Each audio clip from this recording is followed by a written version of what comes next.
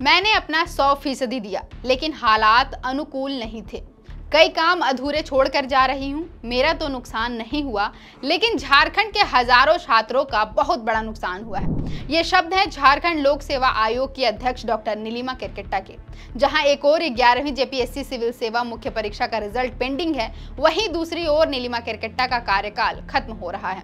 चिंता इस बात की है कि अब नए अध्यक्ष की नियुक्ति होने तक रिजल्ट जारी नहीं किया जा सकेगा। नए अध्यक्ष की नियुक्ति कब तक होगी, ये भी पता नहीं। इसी बीच विधानसभा चुनाव की तारीखों का ऐलान भी हो जाएगा। अभी 7000 से ज्यादा सिविल सेवा अभ्यर्थियों का भविष्य आयोग की मुट्ठी में बंद है और हाल फिलहाल खुलने की उम्मीद भी नहीं है। पिछले एक सप्ताह से छात्र जो आशंका जता रहे थे, वही अब सच होने वाले हैं।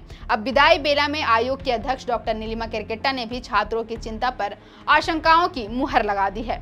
उन्होंने कहा है कि रिजल्ट लटके हैं क्योंकि सहयोग नहीं मिला। डॉक्टर नीलिमा केरकेट्टा ने कहा कि मुझे इस कार्यकाल का हमेशा यही मलाल रहेगा कि 11वीं सिविल सेवा परीक्षा, बाल विकास परियोजना पदाधिकारी और विश्वविद्यालय अधिकारी के विभिन्न पदों पर नियुक्ति का रिजल्ट समय से पहले तैयार कर लिया गया था, लेकिन जारी नहीं किया गया।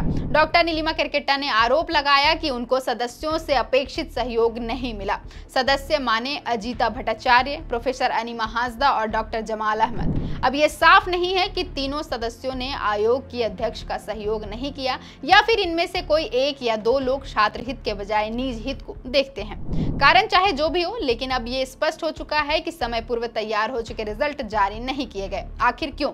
आयोग ने देरी क्यों की? किस सदस्य ने रिजल्ट जारी करने में अड़ंगा लगा दिया? इसका मकसद क्या हो सकता है? झारखंड में वैसे भी जेपीएससी और जेएसएससी का जो अतीत रहा है, उसे देखते हुए रिजल्ट जारी करने में देरी को छात्र धांधली और गड़बड़ी की संभावनाओं से जोड़कर देख रहे हैं।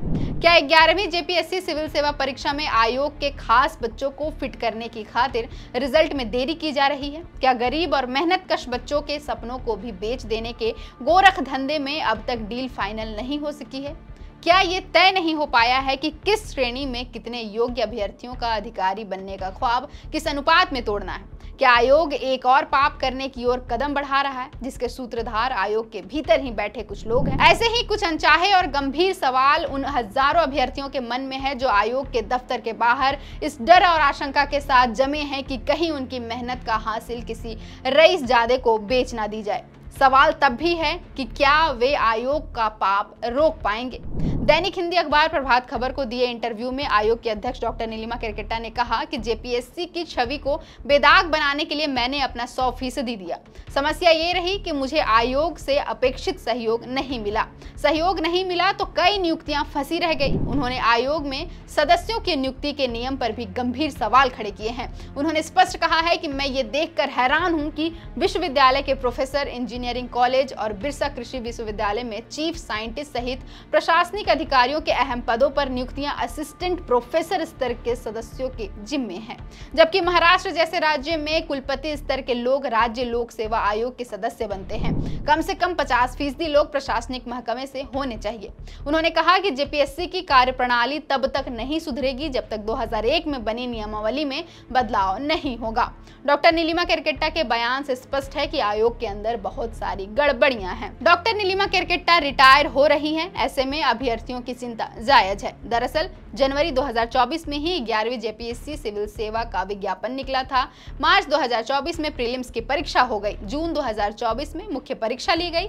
21 जुलाई को आयोग ने कहा कि अगस्त के पहले हफ्ते में परिणाम जारी हो जाएगा, लेकिन ये महीना तो खत्म होने को आया है। रिजल्ट कहाँ है? अब डॉक्टर नीलिमा केरकेट्टा ने खुलकर कह दिया है कि रिजल्ट समय पूर्व तैयार हो चुका था, लेकिन जारी नहीं किया जा सका। यही सवाल परेशान करता है कि आखिर क्यों? यदि रिजल्ट तैयार है तो जारी करने में देरी क्यों? किसे फायदा या नुकसान पहुंचाने की साजिश है? इस सवाल का जवाब शायद आयोग की अध्यक्ष भी जानती हैं, लेकिन उनकी अपनी पेशेवर मजबूरियां हैं। हम भी किसी पर आरोप नहीं लगा रहे। आखिर में यही कह पाएंगे कि दाल में कहीं तो काला है, धुआं उठ रहा है, माने तो आग लगी है। फिलहाल के लिए इतना ही। मेरा नाम है अवंतिका और आप देख रहे थे द फोर्थ पिलर।